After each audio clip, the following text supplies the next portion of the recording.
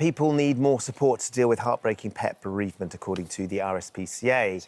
They have a survey that found that fewer than 1 in 14 of us feel pet bereavement is taken seriously, and over half of us admit to hiding our grief once we've lost a pet.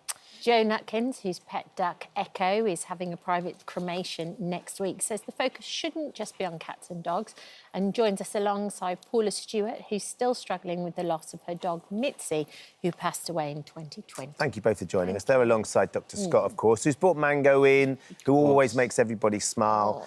This campaign, Not Just a Pet by the RSPCA, tell us a little bit about it, Scott.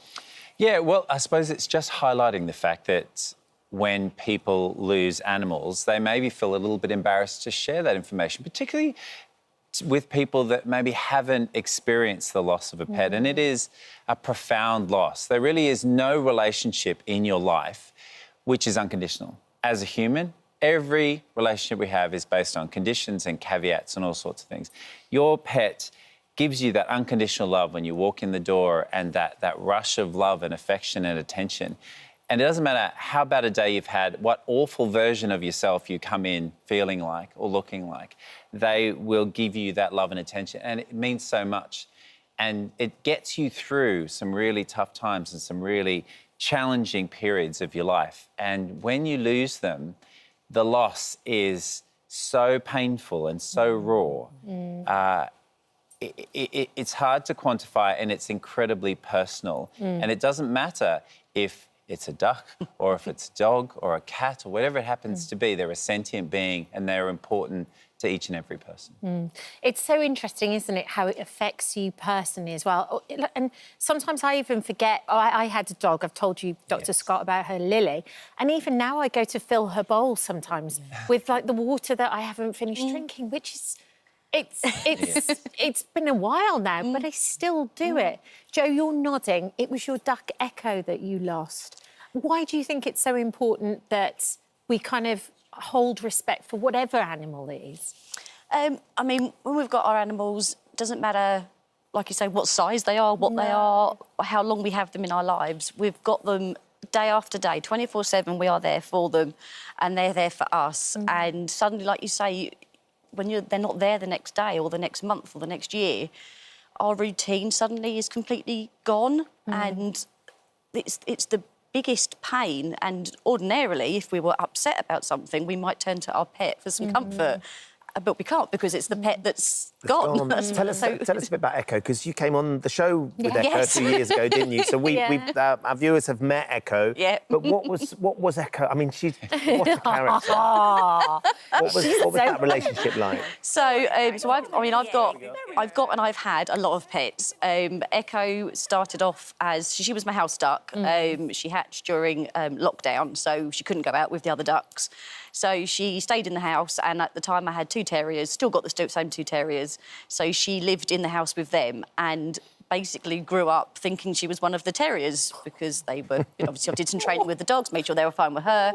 So she played the way that they played, and she's very sassy, and she would try and take treats off them while they were eating them. Obviously didn't know what a terrier was. And she was just the sassiest, I don't know, most confident thing you'd ever seen. And ducks normally are very, very suspicious. Yes. Yeah, not Echo. No. If she thought she needed to see it, she'd come and see it. And she died quite suddenly as well, didn't she? Yeah, it was a shock. I wasn't expecting it at all. She'd been unwell about a year and a half before. She suddenly, I could tell that there was something not right inside. She was walking very heavily. As if she was pregnant, which obviously doesn't happen because they lay eggs.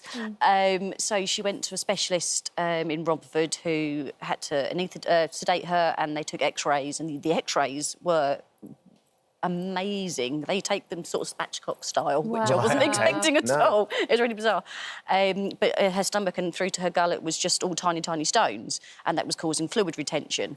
So they dissolved the stones, and they got rid of the fluid, and they thought it would all come back again within a month, and it didn't. She did really well, and for that next year and a half, you would not know anything was wrong. So she came on here, she did all sorts of bits and pieces, and just suddenly in her sleep she went, and the next morning I went to go and get her and went and thought, what?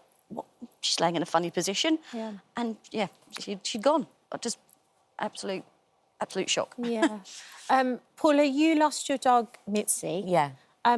And we were just talking then, actually, Jo, you brought it up, that sometimes when you're grieving, your animals help you even more and help you get through that grief, which is exactly what Mitzi did for you. That's right. So I'd lost my father in 2013 and I felt like I needed something else to love, and so I adopted a dog called Mitzi, and we were so similar.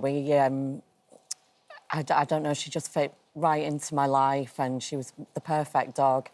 And we went through trials and tribulations together. We shared everything together. But unfortunately, she became ill with cancer and passed away at a young age of 8. She was only 8 when she passed away. And so I felt like I was not only grieving her, but grieving my dad again. Of course. Because there was such a connection there.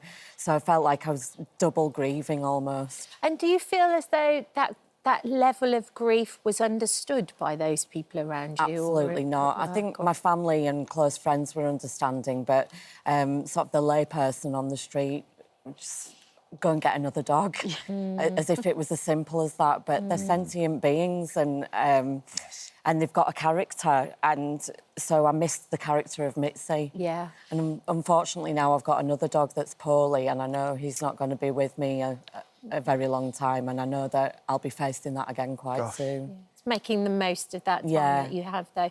Scott, Paula was just saying about you can't just rush into another dog. There is this real grief. I know that you had a dog, Betty, as well. So Betty was on the show many times, and she was my constant companion. I had her when I was single, when I met my wife, when I had the kids. She was there through the whole time. When I was on my show, Vet on the Hill, she had a back injury. She couldn't walk for 7 days, but then she came right from that at the age of 8 and continued right through until 14 and a half. Wow.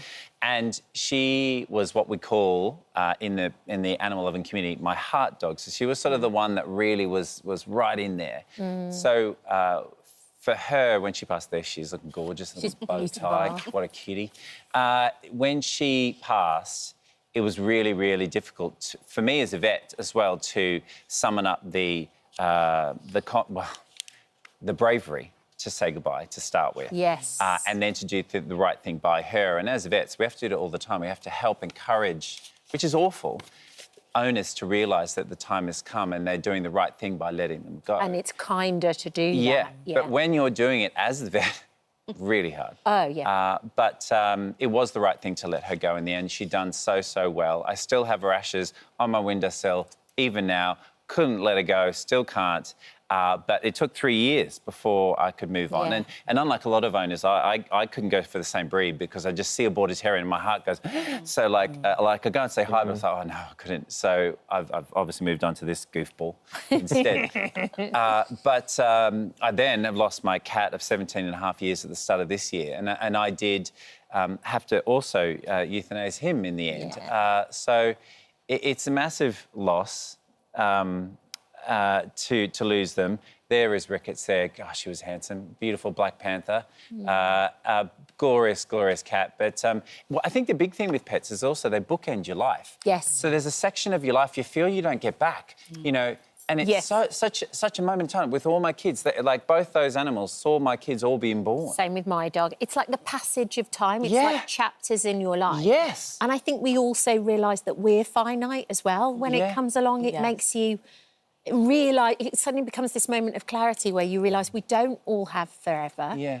And actually to just really enjoy them while they're around, you know? Yeah, and just to not feel bad that you feel bad. Yes. And to feel bad for as long as you do. And if you're finding that people are a bit like, oh, I don't really understand what you're talking about, surely you should get over it, or get another one, which, you know, you sort of secretly want to punch them in the face. I haven't. You reach out to other pet owners who will understand. I spoke to Kate. And Giles lost his cat as well. Yeah. And we all would feel exactly the same way. So I think you need to find your support group and find your love and support that way. And there is also a pet bereavement hotline as well, I should say. The Blue Cross and Dogs Trust as well. They have a number 0800 096 6606. I'm sure we'll have that on the website a little bit later on. But for any of you that are losing animals or have lost animals recently, that we send lots of love and respect. Take your time, look after yourselves. Well, look, thank you both for coming in and sharing some thoughts on your beautiful pets as well. It's really lovely to be reminded of what a great character Echo was as well. Yes. Particularly. Oh, hello. Thank you for visiting our This Morning YouTube channel. We upload tons of new content every single day. So hit the subscribe button, like all the videos and don't miss out. We'll see you in the morning.